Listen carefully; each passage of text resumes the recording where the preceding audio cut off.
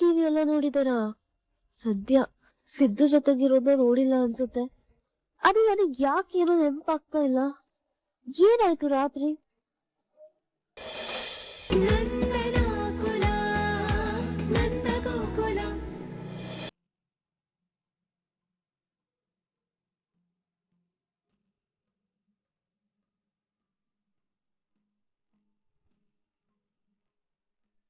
ಅಮ್ಮು, ಈಗ ಹೇಗಿದ್ಯಾ ಕಂದ? ಹುಷಾರಾಗಿದ್ಯಲ್ಲ ಅಮ್ಮು? ನಾನು ಹೇಗೆ ಇಲ್ಲಿಗೆ ಬಂದೆ? ನನ್ ಸಿದ್ದು ಜೊತೆ ಇದ್ದೆ ತಾನೆ. ಆಮೇಲೆ ಏನಾಯ್ತು ಅಂತಾನೆ ನೆನಪಾಗ್ತಿಲ್ವಲ್ಲ.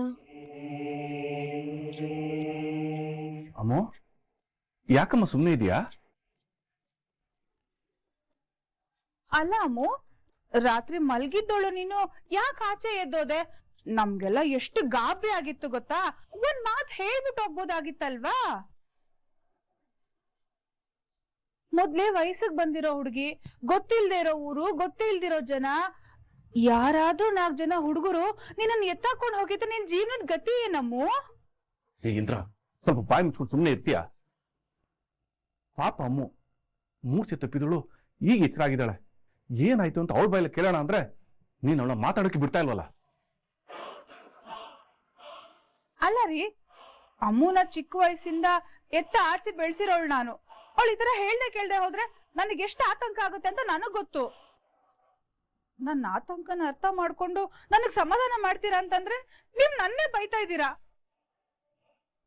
ನಾನ್ ಮಾತಾಡ್ತೀನಿ. ಮಗಳೇ, ರಾತ್ರಿ ಎಲ್ಲೋಗಿದ್ದೆ? ನಮ್ಗೆ ನೀನ್ ಸಿಕ್ಕಾಗ ಪ್ರಜ್ಞೆ ತಪ್ಪಿರೋ ಸ್ಥಿತಿಯಲ್ಲಿದ್ದೆ. ನಿನ್ಗೆ ಏನಾಯ್ತು ಅಂತ ನೋಡಕ್ಕೆ CCTVಯಲ್ಲಿ ನೋಡಿದ್ವಿ. ನೀನು ರೂಮಿಂದ ಆಚೆ ಹೋದೆ. ಎಲ್ಲೋಗಿದ್ದೆ?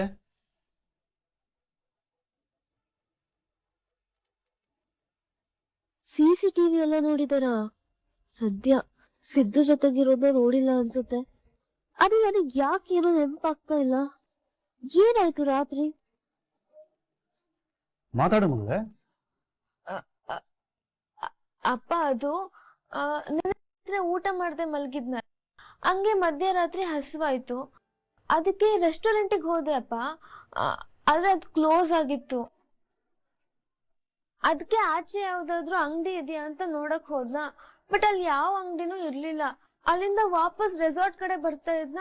ಅವಾಗ ಅಲ್ಲೊಂದ್ ದೊಡ್ಡ ಹುಣಸೆ ಮರ ಕಾಣಿಸ್ತು. ಅಲ್ಲಿ ಏನೋ ವಿಚಿತ್ರವಾಗಿ ಕೂಗೋ ತರ ಶಬ್ದ ಬರ್ತಾ ಇತ್ತು. ಆಮೇಲೆ ಅಲ್ಲಿ ಬಿಳಿ ಆಕಾರದೆಲ್ಲ ಏನೇನೋ ಇತ್ತು. ಅದನ್ನ ನೋಡಿ ನಂಗ್ ಫುಲ್ ಮೈಯೆಲ್ಲ ಬೆವರ್ತು. ಆಮೇಲೆ ಏನಾಯ್ತಂತಾನೆ ಗೊತ್ತಿಲ್ಲ. ನೋಡಿದ್ರೆ ಇಲ್ಲಿದ್ದೀನಿ. ಹುಣಸೆ ಮರನಾ?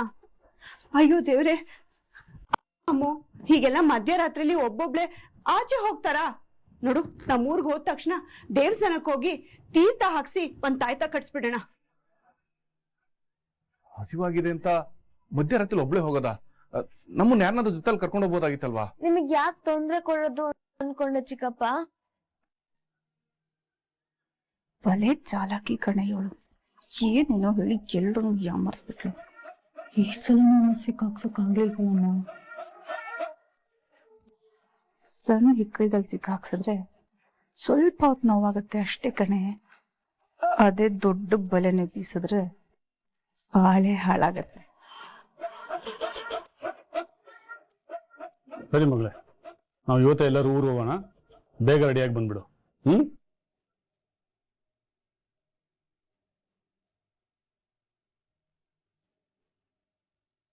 ಯಾರಿಗೂ ಡೌಟ್ ಬರ್ಲಿಲ್ಲ. ಹೆಂಗೂ ಬಚಾವಾದೆ. ಆದ್ರೆ ರಾತ್ರಿ ನಂಗೆ ಏನಾಗಿತ್ತು? ಅಲ್ಲ, ಸಿದ್ದು ಎಲ್ಲಿಗೆ ಹೋದ? ಏನು ಗೊತ್ತಾಗ್ತಿಲ್ಲ.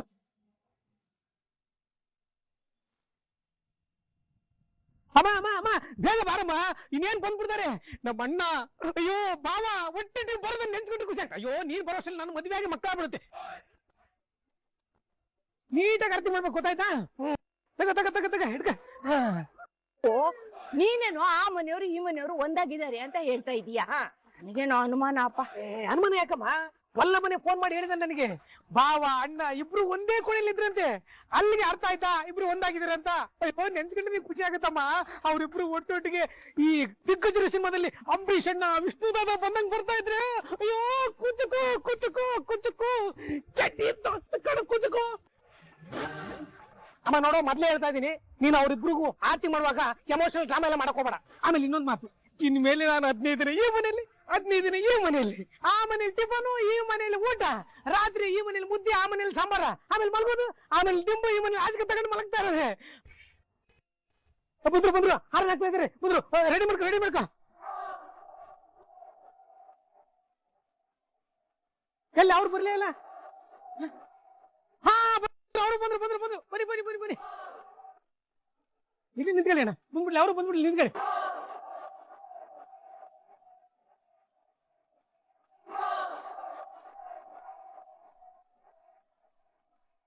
ಹಿಂಗ್ ನೋಡಕ್ ಎಷ್ಟು ಖುಷಿ ಆಗ್ತಾ ಇದೆ ಅಲ್ಲ. ನೀವಿಬ್ರು ಹಿಂಗೆ ಟ್ರಿಪ್ ಆಗ್ತಿರಂತ ಗೊತ್ತಿದ್ರೆ ನಾನು 30 ವರ್ಷದಿಂದನೇ ಅರೇಂಜ್ ಮಾಡ್ಬಿಡ್ತೀನಿ ಆ ಟ್ರಿಪ್ಗೆ. ಅಯ್ಯೋ, ಈ ಗಡಿಬಿಡಿಯಲ್ಲಿ ಫೋಟೋಗ್ರಾಫರ್ ಕೇಳದೆ ಬರ್ಬಿಟ್ನೆ. ನನ್ನ ಮೊಬೈಲ್ ಬೇರೆ ಹಾಳಾಗ್ಬಿಟ್ಟಿದೆ. ಒಲ್ಲಪ್ಪ ಮೊಬೈಲ್ ರೆಡಿ ಮಾಡ್ಕೊಂಡ್ರು. ಏನಣ್ಣ, ಏನ್ ಬಾವ ಹಿಂಗ್ ನಿಂತಿದ್ರ? ನೀವು ಬನ್ನಿ ಬಾವ ಅಣ್ಣ, ನೀವು ಬನ್ನಿ. ನೀವು ಒಟ್ಟಿಗೆ ಇರೋದ ನನ್ನ ಇಬ್ರು ಕೈ ಹಿಡ್ಕೊಂಡು ಕುಚಕೋ ಅಂತ ಹಾಡಾಡ್ಬೇಕು ನೀವಾಗ.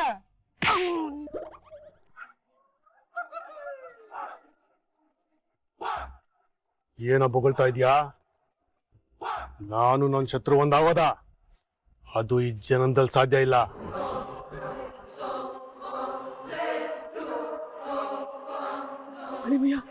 ಅಣ್ಣ ಯಾಕೆ ಹಿಂಗನ್ಬಿಟ್ರು?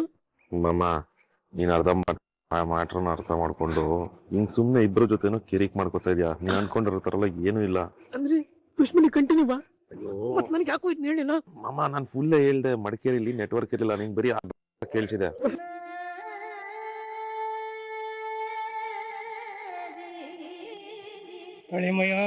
ನಾನ್ ತಪ್ಪು ಹೇಳಿಲ್ಲ, ನೀನೇ ಕನ್ಫ್ಯೂಸ್ ಆದೆ ಮಾಮ. ಬಾ, ಒಳ್ಳೆ ಮಾಯಿಶ್ಚರೈಸರ್ ಕೊಡ್ತೀನಿ. ನಾನೇ ಹೆಚ್ಚು ಏನಮ್ಮ ಮಂಗಳಾರತಿ ಇಟ್ಕೊಂಡು ಹಂಗ್ ನಿಂತಿದ್ಯಾ? ಅವರೆಲ್ಲ ನನಗೆ ಮಾಡಿ ಸಾಕಾಗ್ಲಿಲ್ವಾ? ನೀನು ಮಾಡ್ಬೇಕಾ? ಬಾ ಮಂಗಳಾರತಿ ನನಗೆ ಮಾಡು. ನಮ್ಮಣ್ಣ ಒಂದ್ ಹೇಟ್ ಕೊಟ್ಟಿದ್ದಕ್ಕೆ ನನಗೆ ಅತಳ ವಿತಳ ಪಾತಾಳ ರಸಾತಳ ಆತಳ ಈತಳ ಮಂಗಳ ಗ್ರಹ ಎಲ್ಲ ಕಾಣಿಸ್ಬಿಡ್ತು. ಇನ್ನು ಎಲ್ಲರೂ ಹೊಡೆದು ಬಿಟ್ಟಿದ್ರೆ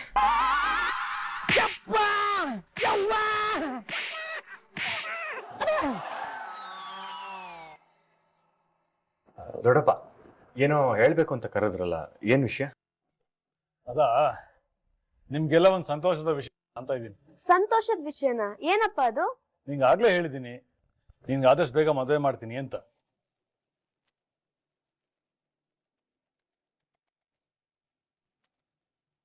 ನಿನ್ಗೊಂದು ಸಂಬಂಧ ಬಂದಿದೆ ಮಗಳೇ. ಅವರು ನಾಳೆನೆ ನಮ್ಮ ಮನೆಗೆ ಹೆಣ್ಣೊಳಗ್ ಬರ್ತಾ ಇದ್ದಾರೆ.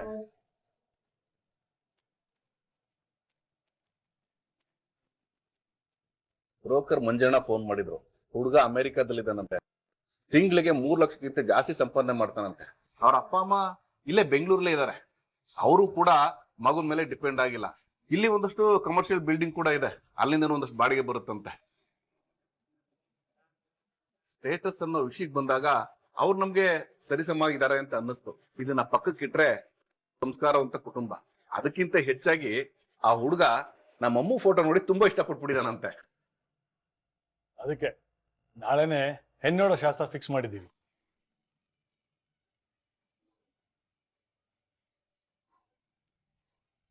ಅಯ್ಯಯ್ಯೋ, ಎಂತ ಒಳ್ಳೆ ಸುದ್ದಿ ಹೇಳಿದ್ರಿ ಬಾವ. ನೀವ್ ಬೈಗೂ ಸಕ್ಕರೆ ಸುರಿಬೇಕು ಅಂತ ಅನ್ನಿಸ್ತಿದೆ. ಅಮ್ಮು, ಅಮೆರಿಕ ಸಂಬಂಧ ಬಂತಲ್ಲೇ? ಎಲ್ಲ ಓಕೆ ಆದ್ರೆ ಅಮೆರಿಕಾಗ ಆರ್ಕೊಂಡು ಹೊಟ್ಟೋಗ್ತೀಯಲ್ಲ? ಅವಳಿಗೆ ಒಳ್ಳೆ ಸಂಬಂಧ ಬಂದ್ರೆ ನೀನ್ ಯಾಕಮ್ಮ ಖುಷಿಯಾಗಿದ್ಯಾ? ಏ ಜ್ಯೋತಿ, ಅವತ್ ನಾನು ಹೇಳಿದ ಅಷ್ಟೇ ಮರ್ತೋಯ್ತಾ ನಿನಗೆ? ಅವಳಿಗೆ ಈ ಕಡೆಯಿಂದ ಪ್ರೆಷರ್ ಬಿದ್ರೇನೆ ಕಣಿ ಅವಳ ಬಾಯ್ ಫ್ರೆಂಡ್ ಜೊತೆ ಎಸ್ಕೇಪ್ ಆಗೋದು. ಅಯ್ಯೋ ದೇವ್ರೆ, ನಾಳೆನೆ ಗಂಡಿನ ಕಡೆಯವ್ರು ಬರ್ತಿದಾರೆ ಅಂದ್ರೆ ನಾನು ಯಾವ ಸೀರೆ ಉಟ್ಕೊಳ್ಳಿ, ಯಾವ ಒಡವೆ ಹಾಕೊಳ್ಳಿ? ಅಯ್ಯೋ, ನನ್ ಕೈ ಕಾಲೇ ಆಡ್ತಿಲ್ಲ.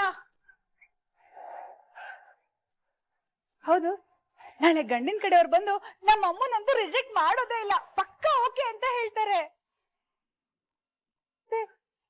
ಪರ್ಚೇಸಿಂಗು ಶಾಪಿಂಗ್ ಎಲ್ಲ ಯಾವಾಗ ಮಾಡೋದು ರೀ? ನಾನಂತೂ ಈಗ್ಲೇ ಹೇಳ್ತಿದ್ದೀನಿ, ನನ್ಗೆ ಎಂಗೇಜ್ಮೆಂಟ್ ಒಂದು ಸೂಪರ್ ಆಗಿರೋ ಸೀರೆ ಬೇಕು, ಚಪ್ರಕ್ಕೆ ಮತ್ತೆ ಅರ್ಶನಕ್ಕೆ ಒಂದ್ ಸೀರೆ ಬೇಕು, ಆಮೇಲೆ ದಾರೆಗೆ ನನ್ಗೆ ಮೈಸೂರು ಸಿಲ್ಕ್ ಸೀರೆನೇ ಬೇಕು. ಅಬ್ಬಬ್ಬ, ಅದೆಷ್ಟು ಮಾತಾಡ್ತೀಯ ನೀನು? ಓಡೋ ಟ್ರೈನ್ಗಾದ್ರೂ ಒಂದು ಬ್ರೇಕ್ ಇರುತ್ತೆ, ಆದ್ರೆ ನಿನ್ ಬಾಯ್ಗಿಲ್ವಲ್ಲ. ನಾಳೆ ಬರ್ತಾ ಇರೋದು ಗಂಡನ ಕಡೋರು ಹುಡುಗಿ ನೋಡೋದಕ್ಕೆ, ತಾಳಿಯನ್ನು ಕಟ್ಟಿಸ್ತಾ ಇಲ್ವಲ್ಲ. ಯಾಕಮ್ಮ ಒಂಥರ ಇದೆಯಾ?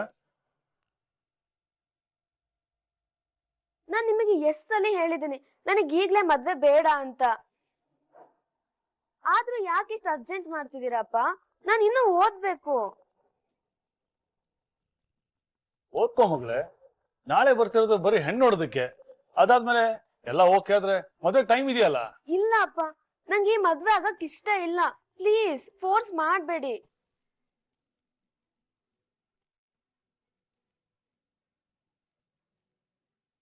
ನೋಡಮ್ಮ, ನಾವೇನೇ ಮಾಡಿದ್ರು ನಿನ್ ಒಳ್ಳೇದಕ್ಕೆ. ನೆನ್ನೆ ನಡೆದ ಘಟನೆ ನಿನ್ಗೆ ಗೊತ್ತಿದೆಯಲ್ವ? ಇದೇ ಘಟನೆ ನಮ್ಮೂರಲ್ಲಿ ನಡೆದಿದ್ದು ಏನಾದ್ರೂ ಸ್ವಲ್ಪ ಹೆಚ್ಚು ಕಡಿಮೆ ಆಗಿದ್ರು ತೋಳ ಹಳ್ಳಕ್ ಬಿದ್ರೆ ಆಳ್ಗೊಂದು ಕಲ್ಲು ಅನ್ನೋ ತರ ತಲೆಗೆ ಒಂದೊಂದು ನಿನ್ ಬಗ್ಗೆ ಕೆಟ್ಟದಾಗ ಮಾತಾಡ್ತಾ ಇರೋರು. ಆಗ ನಿನ್ನ ಭವಿಷ್ಯ ಏನಾಗ್ತಿತ್ತು, ನಮ್ ಗೌರವ ಏನಾಗ್ತಿತ್ತು ಹೇಳು? ಅದನ್ನ ನೋಡ್ಕೊಂಡು ಆ ನಂದನ ಮನೆಯವರು ಸಂಭ್ರಮ ಪಡ್ತಿರೋರು. ನಿನ್ನ ವಿಷಯದಲ್ಲಿ ಯಾರು ಕೂಡ ಕೆಟ್ಟದಾಗ ಮಾತಾಡೋದನ್ನ ನಾವು ಸಹಿಸೋದಕ್ಕೆ ಇಷ್ಟ. ಅದಕ್ಕೆ ನಿನ್ಗೆ ಆದಷ್ಟು ಬೇಗ ಮದುವೆ ಮಾಡ್ತೀವಿ. ಅಲ್ಲ, ನಿನ್ನೆ ಅಂತದ್ ಏನಾಯ್ತು? ನಾನ್ ತಲೆ ಸುತ್ತ ಬಿದ್ದಿದೆ ಅಷ್ಟೇ. ಅಷ್ಟೇ ಅಲ್ಲ, ಆ ನಂದನ್ ಮಗ ನಿನ್ನ ಎತ್ಕೊಂಬಂತ ಗೊತ್ತಾ?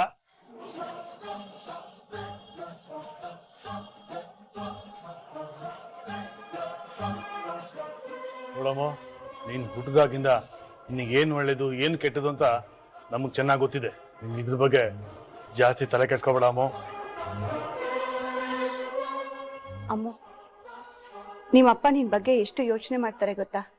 ಈಗ್ಲೇ ಅಂತಲ್ಲ, ನೀನ್ ಚಿಕ್ಕ ಮಗು ಇದ್ದಾಗ್ಲಿಂದಾನು ಯಾವ ಸ್ಕೂಲಿಗೆ ಸೇರಿಸ್ಬೇಕು, ಯಾವ ಕಾಲೇಜಿಗೆ ಸೇರಿಸ್ಬೇಕು,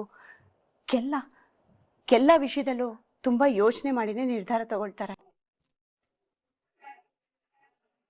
ಮದ್ವೆ ವಿಷಯದಲ್ಲೂ ಎಂತ ಹುಡುಗ ನಿನ್ ಜೀವನದಲ್ಲಿ ಬಂದ್ರೆ ನಿನ್ ಜೀವನ ಚೆನ್ನಾಗಿರುತ್ತೆ ಅಂತ ಒಂದು ಸಲ ಅಲ್ಲ 100 ಸಲ ಯೋಚನೆ ಮಾಡಿ ನಿರ್ಧಾರ ತಗೊಂಡಿರ್ತಾರೆ. ನೀನ್ ಯೋಚನೆ ಮಾಡ್ಬೇಡ ಅಮ್ಮ. ಅಮ್ಮ, ಅಪ್ಪ ತಗೊಳ್ಳೋ ನಿರ್ಧಾರದ ಮೇಲೆ ನಂಗೆ ಯಾವ ಡೌಟು ಇಲ್ಲ. ಬಟ್ ನಾನ್ ಹೇಳ್ತಿರೋದು ಈಗ್ಲೇ ನಂಗೆ ಮದ್ವೆ ಬೇಡ ಅಂತ ಅಷ್ಟೇ. ನನ್ನ ನಿರ್ಧಾರದಲ್ಲಿ ಯಾವ ಬದಲಾವಣೆನೂ ಇಲ್ಲ. ನಿನ್ನ ಮದ್ವೆನ ಎಷ್ಟು ಬೇಗ ಆಗುತ್ತೋ ಅಷ್ಟು ಬೇಗ ಮಾಡ್ತೀನಿ.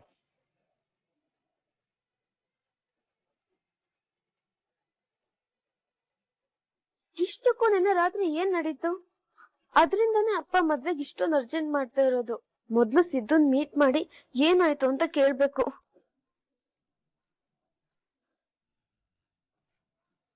ಅಮ್ಮ, ಯಾವ ಕಡೆ ಹೊರಟೆ? ನಂಗೊಂದ್ ಕ್ಲಾಸ್ ಇದೆ ಅಮ್ಮ, ಹೋಗ್ ಬರ್ತೀನಪ್ಪ ಚಿಕ್ಕಪ್ಪ.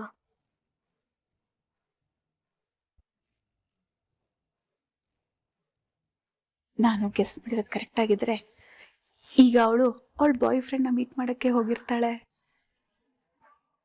ಮದ್ವೆಯಿಂದ ಹೇಗ್ ತಪ್ಪಿಸ್ಕೊಂಡು ಹೋಗೋದು ಅಂತ ಪ್ಲಾನ್ ಮಾಡ್ಲಿ. ನನಗೂ ಅದೇ ತಾನೇ ಬೇಕಿರೋದು.